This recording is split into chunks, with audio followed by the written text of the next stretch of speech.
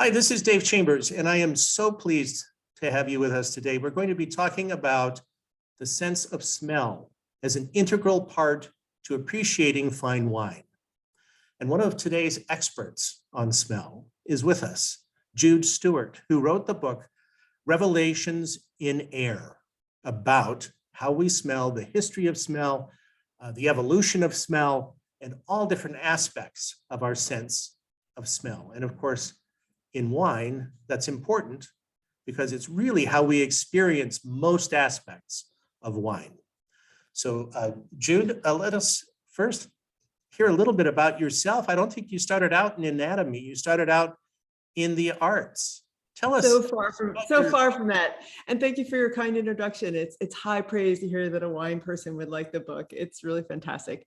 Yeah, my background is actually in graphic design. So I really fancied myself a visual person and I still do to some extent. But I got to a point with visuals where I just wasn't quite doing it for me anymore. And I don't know if it was Instagram or the phone or what, but I almost did not know that or could not have articulated that to myself until I happened to go to an art exhibit that was about smell. And I was just so taken by it and so moved. And I thought, wow, I can barely put words to these experiences and they're so intense. And so I really started looking into it from that point of view and kind of opened up a whole new sense register that's all around me. Tell us about that, an art exhibit about smell. Yes, it was called Smeller 2.0. I guess there was a 1.0. And I was in Berlin. And what it was you go into like a sort of hermetically sealed room. And the one wall of the room was just like an enormous organ. It almost looked like a church kind of situation.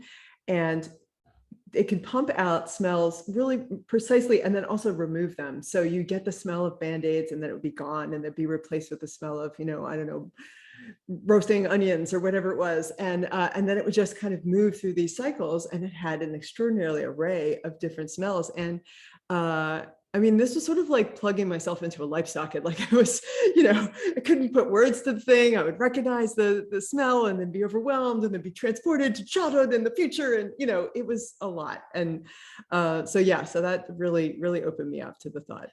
Well, I was bound and determined to introduce your book first thing, but you've got me sidetracked already onto a great story.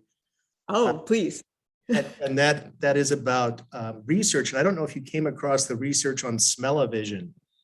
It was done decades ago, where people were brought into a room in the early days of TV, like the 60s or so. And they were told about this idea of Smellovision that would soon be broadcasting aromas that coincided with what you saw. And to get this idea started, they were brought in on the auspices that they were testing a new device and that whatever picture they were exposed to, they would be introduced to that smell. Okay. Now, in reality, there was no smell being introduced at all. And whatever they thought they smelled was just scent memory.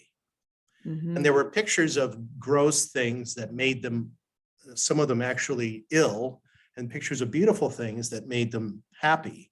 And their mood would change, their feeling would change viscerally just from the scent memory that they had. Oh, that's so cool. I love that. I love that. So much of this is in our heads, right? But then it's also out there in the world. And I love that smell actually is the thing entering your body, and then it interplays with your memories and your sense experience and the whole thing. So it's both really kind of bodily and physical and also just all the higher order sensations too. It runs the gamut. Well, let me actually fulfill my promise here and introduce your book. Okay. I'd like to take people over to this. Let me move this in case that's recording this way. 1 second. So this is Jude's book, Revelations in Air, a guidebook to smell. Now, we all think we don't need a guidebook because we smell all the time. Smelling is breathing, breathing is smelling. But Jude's point in this book, and my point in teaching wine classes is, because we smell all the time, every inhale is smelling, we take it for granted. We forget about it. It falls back into the background. I make the same analogy with fine music. We can spend thousands and thousands of dollars on a really great sound system, and then invite people over and we relegate it to the background. And we don't realize the fine aspects of either the music or the system that's replicating it. Same thing happens with a fine wine. If you don't pay attention to it, if you don't take a moment of quiet and inhale and imagine what it's suggesting, you've lost all the reasons that you've paid all of those wonderful hard-earned dollars for that fine wine. So this is why I loved Jude's book. I invite you to consider it as a wonderful gift for anybody in food or wine this year, anybody with an innate sense of curiosity, anybody in science or history, and pretty much anybody else. It's really a great value. I've got this right here direct from the publisher's page, and I've included this bit.ly link, which I hope I've put up here long enough so that you can copy it down. Jude the Nose. Jude, I hope that's an okay abbreviation. So just go to bit.ly, Jude the Nose. You'll be taken to this page and you can add it to your cart, and I highly, highly recommend it. Let me stop the share and we'll come back to the interview. And Jude, about your book, tell me again what it is that you open up with the nose and the smells. Let's start this conversation with some of the anatomical and evolutionary aspects of scent, particularly with regard to safe food detection. Tell us about that. Right. Well, as you said, the first section of the book is about the nose. And so if you think of this as a field guide or, a guide to going out in the world and smelling things, the equipment for your smelling is your nose. And a lot of us are not using it very thoughtfully and don't know much about how it functions. So I really dive into the biological process of smelling, which is called olfaction, and a lot of weird stuff in that science. It's very interesting. And then the other part is, the bigger part of the book is the smells. So there's 50 different smells. That definitely includes wine, it includes brewing beer, truffles. There's a lot of food, a lot of spice, a lot of perfume, but also some interesting stinks and things like that. But to get to your question, Dave, so about evolution, you want to talk about like why do we smell in the first place? Yeah, the whole reptilian brain versus the logical brain and how they work together. Right. Okay. So if you think about it, smelling is basically about perceiving chemicals in the air, and you want to perceive these chemicals that might be threats before they reach you. So it's a way of kind of pushing the limits of your body beyond your body. So if you smell the fire, you don't want to go towards that fire. If you're about to eat the food and the food smells off, it's better that you don't smell it or you don't eat it, right? So it has a lot to do with threats, but it also has to do with opportunities. I don't like to focus on like smell as just this utilitarian thing, because it's also about pleasure. It gets us more deeply into our food. It helps us choose who we're going to marry. It is a sort of, it does, believe it or not. But it has all these other things. It's just giving you information about the world that's coming through your nose. And you asked about, so the evolutionary part of smell is, there's a reason why you can't put words to smells. And it's because your nose, your sense of smell is basically different from your other senses, and then it's bypassing the like higher order parts of your brain, the neocortex, the new brain, which is where all the verbalizing and that sort of thing goes. Instead, it's going straight into your older brain, and it specifically is tangled up with two areas: the amygdala, which is about your emotions, and your hippocampus, which is about your memories. So, if you think about it, when you ever have a really important experience in your life, and a memory is being formed, usually you feel emotions about it. And if there happens to be a smell at the same time, these three things like fuse, and it becomes almost impossible to unfuse them. So it is interesting how we're always like recording these smells throughout our whole lives. It's interesting you say that. I dated a woman for a long time who had a very distinctive choice of cologne. Mm. And every time I smell that cologne now, it's that instant gestalt. It's not just the memory of her, it's the whole aspect of the relationship. And I can just be walking down the sidewalk in the middle of the conversation and be hit with that cologne. And it's, I've lost my train of thought and everything. So it really is a very basic and emotional response. You also indicated that smell is by its nature judgy. Tell us what you meant by that. Well, it goes back to this question of threats and things, and the fact that like we're learning very swiftly about what it is that a smell that might constitute a problem, right? So if something smells off food wise, you're not going to eat it. If you get sick on eating something, even if you loved it afterwards, probably you'll never want to eat that thing again. So there is this, because it's a sort of defense system, it has this kind of judgy quality. But I try to play with that a little bit in the book. Like some of the stinks that I talk about are ones that people sort of secretly enjoy, like the smell of gasoline, which is not good for you. I want to be clear, but we all kind of dig it. Cannabis, what were a couple others? Skunk. And I spent actually a lot of time, we got a fresh durian and we made durian ice cream. That's that really stinky fruit from Southeast Asia. And I just was like, I want to learn to like this smell. This is going to be my project. And it was really fun to kind of push my way through that initial kind of recoil and say, okay, let's make friends with this smell. And Jude, durian is notorious because it smells a bit like cheese or stinky feet, or how would you describe it? Oh gosh. Yeah, I mean, all those things would be true. I mean, what's weird, I think, is that there's a contrast between this high sugar, creamy kind of interior that's got this beautiful kind of very dessert ready kind of texture. And then this like roasting onions, feet, I didn't smell poop, but sometimes people smell poop, and it's just really, you can get the tiniest amount of it in, like, I'd be washing up the dishes and there'd be just one little like bit of the ice cream, and you'd wash the dishes and it would just come back up like full strength again. And so it's just weird to resolve those two things in a dessert, but it's ultimately kind of cool. Do any wine smell like durian? Stinky feet or anything like that? Well, definitely some stinky feet wines out there, and like durian, they're actually quite delicious once you get past that initial off-putting aroma. Yeah. Yeah. Am I allowed to ask questions here, Dave? Can I? Please do. You just okay. did. Yes. Oh, all right. Well, now I'm going to ask another. Well, I'm just curious because, you think about cheese, and like some people, myself included, are really big on super stinky cheese. And I wonder if there's wine, is there an extreme end of wine appreciation that is about like very just barnyardy, strong wine smells? Yeah. Okay. Absolutely. In fact, in your research, did you come across the aroma wheel?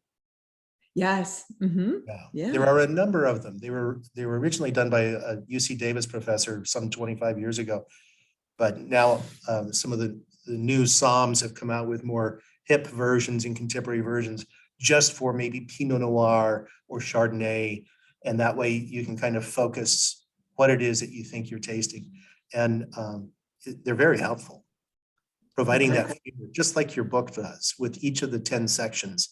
It takes you through a framework. And as you'd indicated in your book, people that are training to be sommeliers have what they call the grid. And it's a framework for analyzing a wine that you've never seen before. It's just a wine in a glass. Somebody hands it to you and says, Jude, tell me what you think. Tell me what you think it is. Yeah, no pressure, right?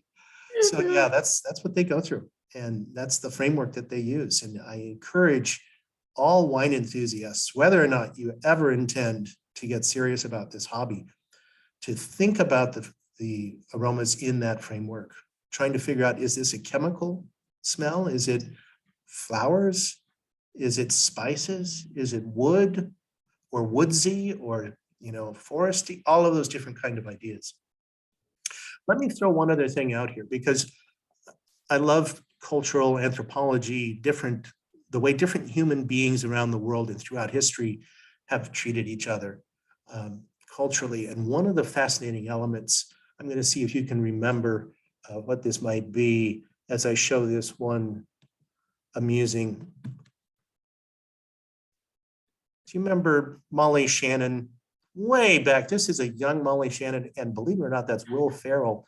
And she, Saturday Night Live, was the nerdy cheerleader who would get nervous because she was being judged by all the beautiful cheerleaders. And she would sit with her hands in her armpits like this and then smell herself to get her own smell. And in the book, you describe a culture who actually does not shake hands, but greets each other by inserting their arm into their other person's armpit and then smelling it appreciatively. Right. It's the New Guineans. Who I guess that's a traditional greeting amongst them. Or there's another one where, Arab men will do like a nose kiss. So they clash their noses against each other and they inhale each other's scent. I mean, clash maybe is harsh, but, press their noses. Yeah. If you think about it, if we're going to do like air kissing or cheek kissing, you can always like kind of breathe in the person that you're smelling. And I mean, I personally, after not hugging people for months and months, I'm a little bit creepy, and I love just breathing in my friends again. We all do have our own unique smell. I think that's a traditional greeting also in the South Pacific cultures. Yeah, there are quite a Their few. noses together, and that's like a kiss, like a cheek kiss in France or something. Exactly. Let me ask a question that will suggest a different aspect of your book. What are 300 Daltons and why are they important to smell? 300 Daltons. So a Dalton is a molecular kind of an equivalent of the lightest possible atom, which I believe is hydrogen. So if you have a molecule that is lighter than 300 hydrogen atoms, then it can float. And that means it can eventually make its way up your nose. So it might not be 300 hydrogen atoms. It'll be maybe carbon and a bunch of things, but not all molecules are light enough to make this journey through the air. So do different smells have different weights? Yes. Yeah. I mean, the molecules certainly do. Yeah, absolutely. Because it would get down to molecular weight, right? I know. And it's interesting to think how that they also obey gravity. I mean, again, it's weird to think of smells as being physical, but like smells tend to collect around the ground. If they're going to, if a smell is pushed out into the world by, I don't know, like a New York City hot dog cart or something, it will eventually settle down on the ground. And so this thing that our dogs do where they're sniffling on the ground, it's like really where the smell is concentrated is around telephone poles and on the ground, because it just ultimately stops being airborne. Well, and along that line, you also write beautifully about a concept called petrichor. And I think that's a valuable scent memory to call when you're smelling some wines. Can you tell us what petrichor is? Yes, and then I want to hear about how it relates to wine, because that's a cool connection. It is the smell of parched earth after rain. So if you've gone a long time between rains and the ground is kind of really dried out, plants emit this stuff into it's a substance into the ground, and it's essentially to kind of actually compete for water with other plants. So it has this sort of little bit of a competing aspect. But when the rain finally comes, the ground is really saturated with this stuff, and so a light patter of rain is kind of ideal, that it aerosolizes the stuff out of the ground and then comes out. And I loved the smell because I feel like many people love it, but we don't know there's a name for it. So we all sort of walk out into the fresh rain and we're like, oh, the smell of petrichor, it has a name. And you also because it's kind of, it's not quite seasonal, but it's not something you can call up on command. It has to be, it's a thing that happens to you, and it's a time and place sort of moment that we all enjoy. And I love that aspect of smell too, is that it's momentary and that sometimes it's a thing that's happening to you and you should let it happen and enjoy it. But tell me about the connection with wine. Are there some petrichor wines? Well, I find it useful as a scent memory because a lot of the white wines in particular that are from limestone soils tend to have that stony, chalky kind of essence to their aromas. And I find that petrichor is one of those that's helpful to describe to other people, even though they don't know the word petrichor. Everybody knows the whole series of, as a rain is approaching, the smell when it hits and the smell after it's gone, right? Mm-hmm. The wet pavement smell or the wet stone smell. And even though they don't know it's petrichor, that's what they're smelling there in that middle section. Yeah. Do you ever use wet stones in like a tasting situation to sort of replicate that, or?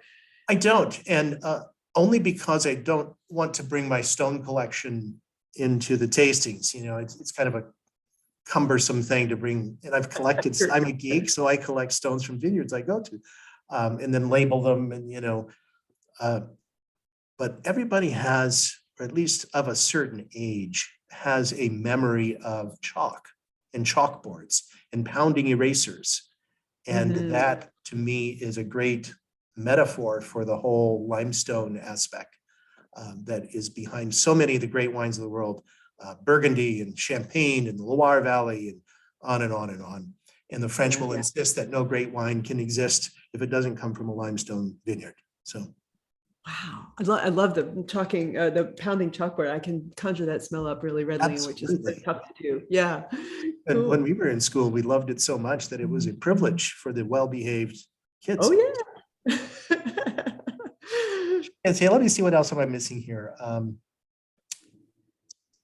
Human evolution and culture. There's a section there about how scent evokes emotion so effectively that it's played a role in theater. Can you tell us about that? Oh yeah. Yeah, there are certain actors who, if they have to cry on command or if they need to take themselves back to a particular space, like maybe in the context of the play, your mother's died and you need to go back to that space and really feel it if that's happened to you.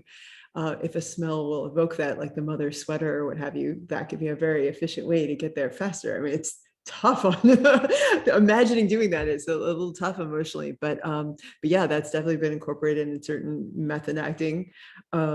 Yeah, it's a thing.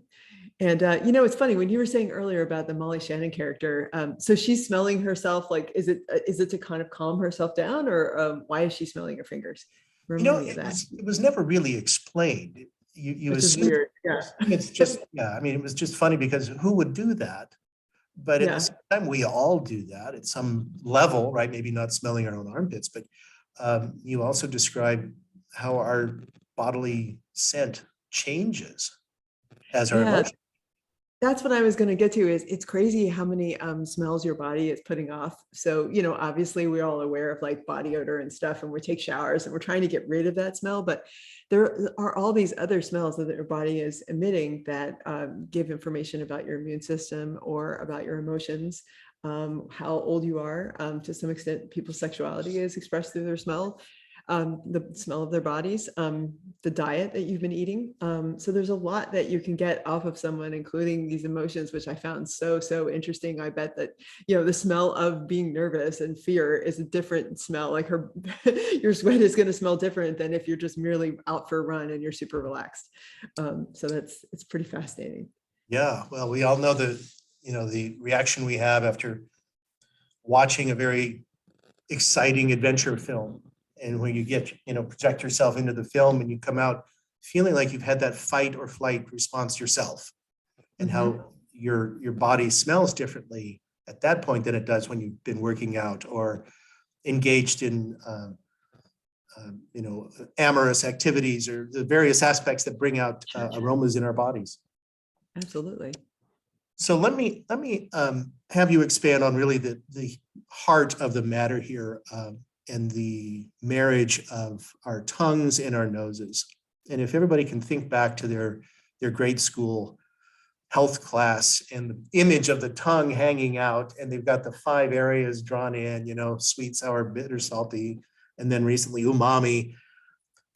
Those are the 5 things that you can sense without the benefit of the retronasal cavity.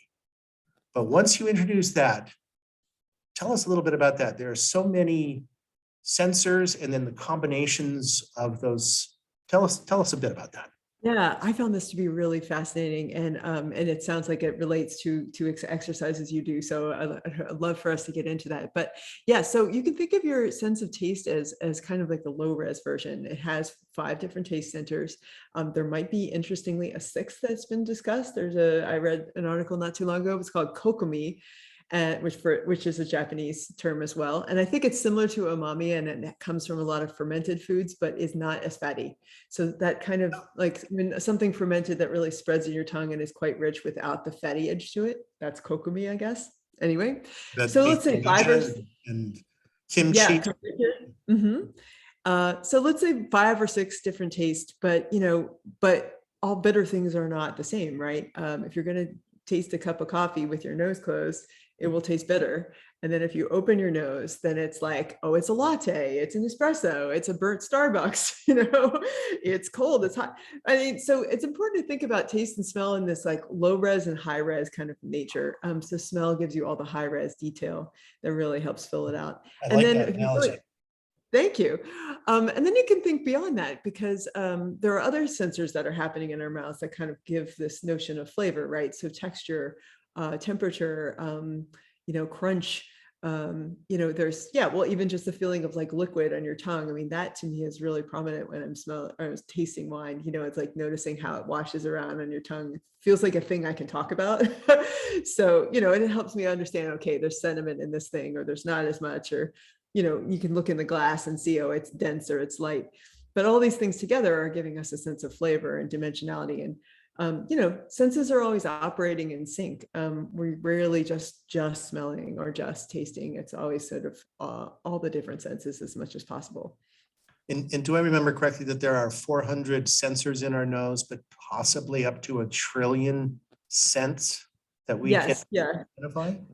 Yeah, there's 400 different types of olfactory receptors in the nose, and dogs have more, but we are winning in one area, which is that we can discern between different smells. It's somewhere between 80 million and like possibly 1 trillion. I don't know. That's insane. But scientists are debating, and it's a pretty big number. Wow. Well, that's interesting. And we talked about this before we started recording. Is one of the exercises that I do in wine classes is have people hold their nose and put a brown powder on their tongue, which I tell them is definitely edible, and see if they can tell what it is. And some of them experience something tactile, some experience on the tongue, but it's not until they let go of their nose and breathe in that they can tell that it's cinnamon. And you in your book cover this in wonderful detail. Can you tell us a little bit about that, please? Oh yeah. Well, I love that. That's a great exercise. I mean, I'm all about just playing with your body, seeing what you learn. But yeah, with cinnamon, I found it really interesting to just step back and say, okay, you buy cinnamon at the grocery store. What is this brown stuff? Anyway, what is the dust? And I found some really basic surprises around cinnamon. It's the bark of a tree, for one thing, which I didn't know.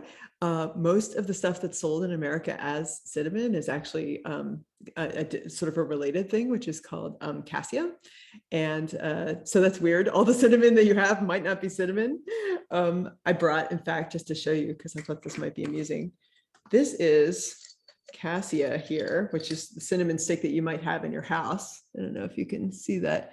Yeah. You see how it's like very dark brown, and then it's got this kind of distinctive curl in the end. The way it curls in towards itself like that? Yeah, this is a better curl. Can you see that curl? Yeah. Yeah. So this is actual cinnamon. It's much more fragile, and maybe that's why it's not as like sort of commercially ready. Because see how it has like a beautiful kind of flaky quality, and then the curl is totally different, and it's a much paler color. And if you're really pretty picky about this, you might use this exclusively for baking and use this for more savory type dishes. But I found that to be so fun to just get into like, well, what is this actual stuff and how do I use it better? And kind of get a little closer to the physical world, which I think wine is so great for, just not only understanding how grapes and the process works, but like, where am I standing? Where are the grapes coming from? Who's making these choices? And how is all that ultimately reflected in the product? That's so great. It's such a great way of like compressed time travel or armchair adventure. One of the exercises we do a lot in the wine world is blind tasting. Okay. Right. And you described an exercise. Well, first of all, for those that haven't yet read the book, Jude does a number of exercises periodically throughout that she has taken from her year of research, where she describes leading life through her nose, right? Yeah. And I can imagine Jude going around the world sniffing everything from garbage cans to public, light switches. I don't know what you did, but Dave, you know me too well already. This is scary. Could you describe a blind tasting involving vinegars? Can you tell us about what you did there? Oh yeah. So if you cook a lot, as I do, chances are you might have more than one vinegar in your house. And so it's really easy to just get a couple small bowls and then pour out your different vinegars into your bowls. Because I think when you first smell something, it's very overwhelming. The urge is so strong to say, it's cinnamon, it's vinegar, it's whatever, and then consider yourself kind of done. Like it's wine, you know? Smells like grapes. Yeah. Right, it's grapes. I don't know what's a synonym for wine, but then what you find is when you go back and you try a little more, you can tell the difference between the balsamic, it's much sweeter, and the rice wine, and whatever other types of vinegar you have. So that's a fun, easy kind of thing to do at home. Another one that I did that reminds me of your story with your previous partner. So I kept a little smell journal, and it was really lo-fi. I had it on my phone, and I would just try to find a smell every day and write it down. And that was so great. You find a smell, you find something new to write about? Just anything. Like, I just wanted to be more clued in my daily life into smelling. So I would write down just a smell I noticed in the world every day and describe it, right? And so what was really nice about that is it made me kind of seek smells out, for one thing. So I generally would just smell more things and then think, well, what's going to be my entry today? And then it became this kind of beautiful like journal of your life, So the day I'm in Chicago, and like the day that the lilacs came out, I remember I wrote that down. The lilac bushes were in full bloom, and you walk past and you get this wall of smell, and it was great. And it's like the same day the big check arrived, as it turned out, and I thought, oh, and you just remember that so quickly. The rest of the day came back. So and lilac is the smell of money for you. Smell of money, right? Well, it happened to be for me that particular day, but just other stuff from the day would come back, and it would somehow be tied up in the smell.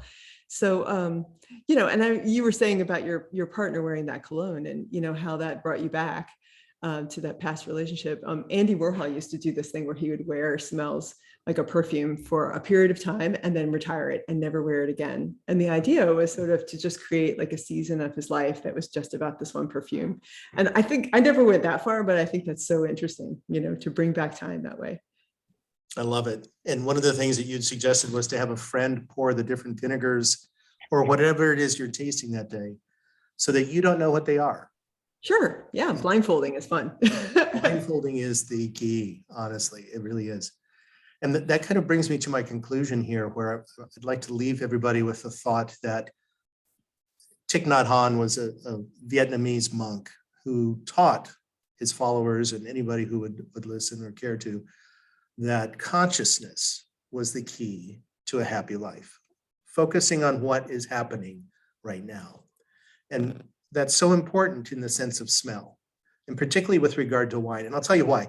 If you make wine, you can make wine from anything that has sugar, right? And if you make wine from most fruit, it smells and tastes like that fruit. You make wine from bananas, it smells and tastes like bananas. Strawberries, same thing. Grapes are the one fruit that have sufficient chemical complexity that they can smell like so many different elements. And then you have 10,000 grapes that you can make wine from around the world. And all of those have their own personality and their own aroma profile. And that's why it is a never-ending pit for your curiosity as a wine lover. And I encourage you to buy the book, to give it this year for Christmas, or Hanukkah, or whatever it is you celebrate, even if it's nothing, just give it as a gift. Keep one for yourself and read it and bring it to your wine tastings the next time you have one. And the guy outside in that hot rod just agreed with me. I'm sorry for the noise here. I live in Oakland, so everything is a little bit loud. Jude, would you like to leave everybody with one last thought for us?